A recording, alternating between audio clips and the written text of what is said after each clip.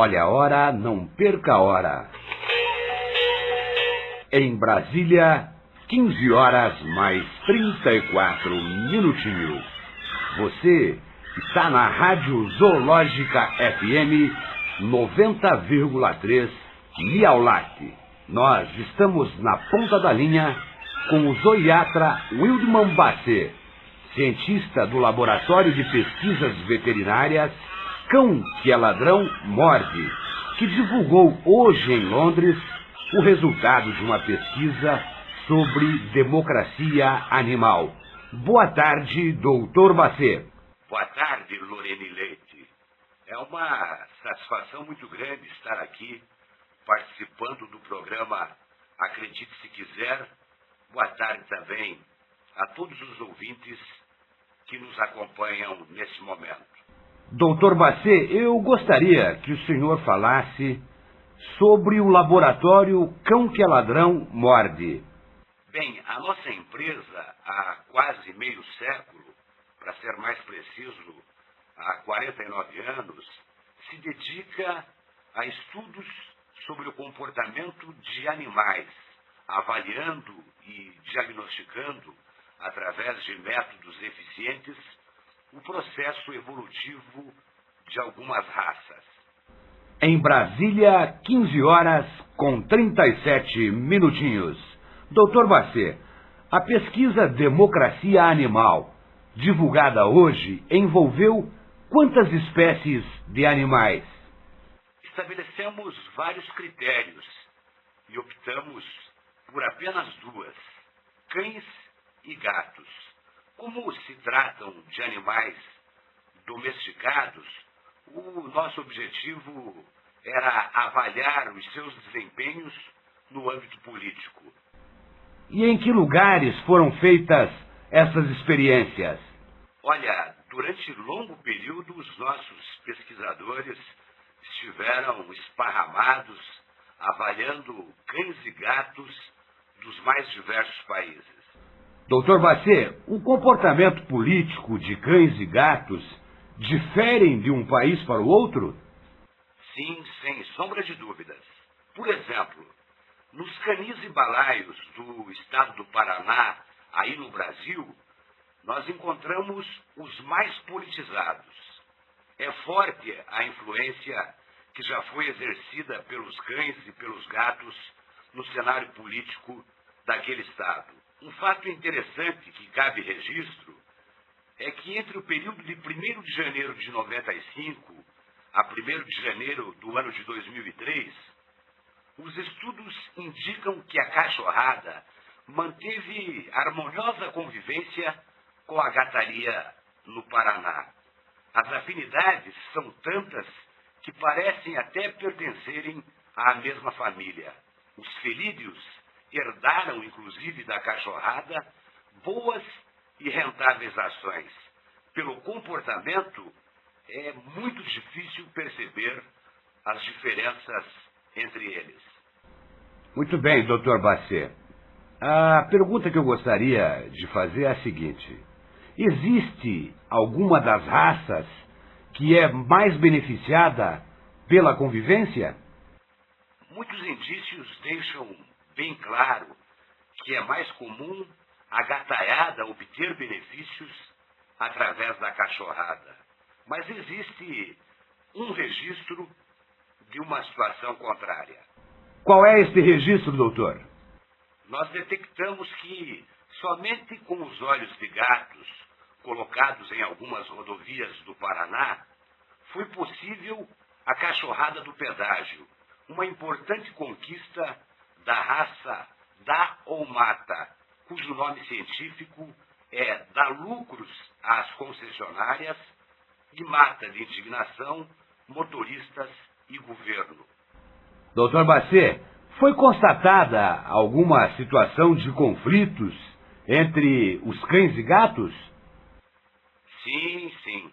Nem tudo é rosa nesse jardim. A pacífica convivência é quebrada quando prevalece o lado animal. Constatamos algumas desavenças que não foram superadas até hoje. O senhor poderia citar um exemplo? Claro, o cão d'água, por exemplo, indicou o bulldog francês para importante cargo no governo do gato siamês. Durante bons dias, a cachorrada foi premiada pela gataiada com um generoso cargo. Uma grande virtude da cachorrada é a gratidão. E todos os meses a cachorrada depositava para a gataiada muitas gratidões. O gesto só não é inequívoca demonstração de estadismo porque o Banco do Estado foi privatizado. Mas o banco nunca foi motivo para intrigas. O que pesa é o valor. O conflito iniciou quando o pobre animal francês, que havia se habituado facilmente ao Brasil, foi impiedosamente expurgado para o país de origem. A gataiada se rebelou alegando falta de competência da cachorrada. Já a cachorrada se defende atribuindo que isto foi decorrência da derrota eleitoral sofrida pelo candidato apoiado pelo gato siamês. E após esse período correspondente a 1995 e 2003, foram feitos novos estudos, doutor? Sim. Durante o segundo semestre de 2006, nos dedicamos exclusivamente a experiências no estado do Paraná. Ainda havia resquícios das intrigas? Pequenos resquícios, mas as desavenças foram deixadas à parte. Tratava-se de um período eleitoral e os animais resolveram somar forças para voltar aos bons dias. Chegaram ao segundo turno e fizeram um grande coligue-enganação, unindo forças o labrador, o fila brasileiro, o rottweiler, o gato siamês, o vira-lata e o gato persa branco. Quais as características de cada um destes animais citados, doutor Bacê? Ah, sim. Boa pergunta. Cada um tem suas especialidades. Por exemplo, o cão labrador, sem dúvidas, é o mais experiente de todos. Ele foi deputado estadual, federal, senador e governador. Trata-se de um cão adestrado.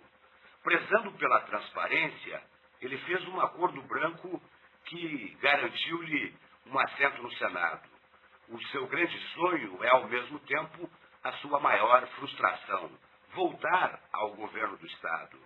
Nas oportunidades em que ele buscou realizar esse sonho, foi repudiado pelo povo. A raiva é a sua maior anomalia. Nossos exames laboratoriais, obtidos pela sua saliva, comprovaram que a doença foi contraída através de vírus transmitido por outros animais, provavelmente o cavalo. O fila brasileiro é matreiro que serve de referência aos dois lados. Extremamente hábil, lidera a cachorrada dando lucros à gataiada. Demonstrou muita competência durante a privatização do Banestado, tornando-se inclusive o animal de estimação do banqueiro contemplado. O rottweiler é perigosíssimo. Em seu conceito, a Copel é um berme. Ele lutou de maneira elétrica até o último instante para privatizá-la. Ao não prosperar o plano, levou um choque, decepcionando-se a si e dando um fio terra na gataiada que aguardava pelo desfecho com alta tensão. O gato siamês foi prefeito biônico. É um felino urbanista. Seu convívio é somente na área urbana. Foi governador por 8 anos. É o ídolo maior entre as raças. O cachorro vira-lata é um animal religioso. Ele perdoou, por exemplo, o labrador, mesmo sendo a ofensa de saudosa memória. E o gato persa branco é de raça provinda dos Campos Mourões. Seu slogan é voto branco. Branco e limpo aqui é a mesma coisa. Os caminhos não são diferentes e os propósitos são os mesmos. O cão maltês se absteve de participar, mas a sua atitude foi ironizada pela bicharada que alegou que maltês bom é sem gelo. A união foi consensual, então, Dr. Bacê? Política é política, não é, Lorene Leite? Os cães pastor alemão, pastor belga, São Bernardo e o gato sagrado da Birmânia, quando submetidos a estar entre os demais, apresentaram alterações de comportamento e vômitos. Qual é a explicação para isto? Levantamentos preliminares indicam que essas consequências estão atreladas a convicções dogmáticas. O gato do mato também apresentou reações intrigantes, provavelmente pelo seu convívio com o homem da roça. Muito bem. Dr. Bacê, quais são os resultados conclusivos? São diversos, mas resumidamente nós poderíamos afirmar com bastante categoria que a poderosa aliança não imaginava que entre tantos bichos do Paraná, do outro lado estava uma verdadeira fera. Os cães não conseguiram roer o osso duro. A gataria que outrora bebiam lágrimas de órfão, como se fosse leite, e faziam dos gritos lamentosos da viúva músicas para seus ouvidos, apanharam feito boi deitado de cima para baixo e de baixo para cima. Sentiram na pele a dor maior, provocada pela união dos fracos através do olhar que, nos bons dias, não vê o que se via nos mardias, através das mãos estendidas que encontraram outras para apalpá-las, gesto fraterno que antigamente não se conhecia. A derrota foi o açoitamento promovido por machucadas mãos, empunhando a peroba braba, que a cada chibatada machucou a lembrança daqueles que esqueceram que o pau que bate em Chico também conhece Francisco. É, Dr. Bacê, parece que os derrotados não cumpriram um dos 10 mandamentos sagrados da lei de Deus. Diga-me com quem andas e dir-te-ei quem és. Lorene Leite, os mandamentos que você conhece são diferentes? O senhor está atento, hein, Dr. Bacê? Claro que esta passagem é bíblica, entretanto não faz parte dos 10 mandamentos. Mas é melhor incluir o 11º mandamento do que descumprir o 8º. O senhor não concorda? Concordo. Deixe-me aproveitar e divulgar algumas informações complementares. Tão logo foram totalizados os votos, o cachorro derrotado revelou: teria sido melhor ser o vice da abolição do que servir-se da escravidão. Já o cão pequinês, assessor de imprensa dos derrotados, informou que o doutor Laapso impetrará a cão na justiça, questionando o resultado eleitoral. O embasamento da Peticão, segundo o cãozídico, é que qualquer leitor da Gazeta sabia que 100% dos laranjas estavam com eles, não havendo, então, justificativas para o vencedor obter a quase totalidade dos votos no município de Cerro Azul, grande produtor da frutescência cítrica.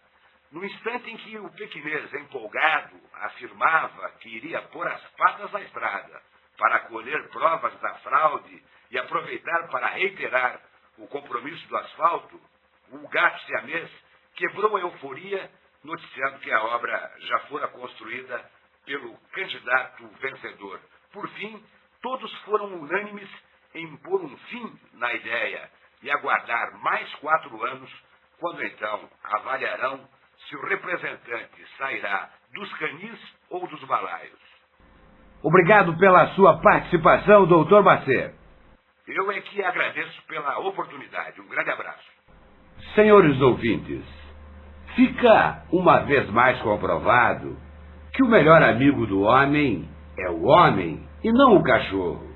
Afinal, nem sempre o que nos parece ser, efetivamente é, haja vista que em determinadas situações a sombra é muito mais forte que a luz, evidenciando desta maneira o cuidado que devemos ter em relação à nossa participação na construção de um mundo cada vez melhor.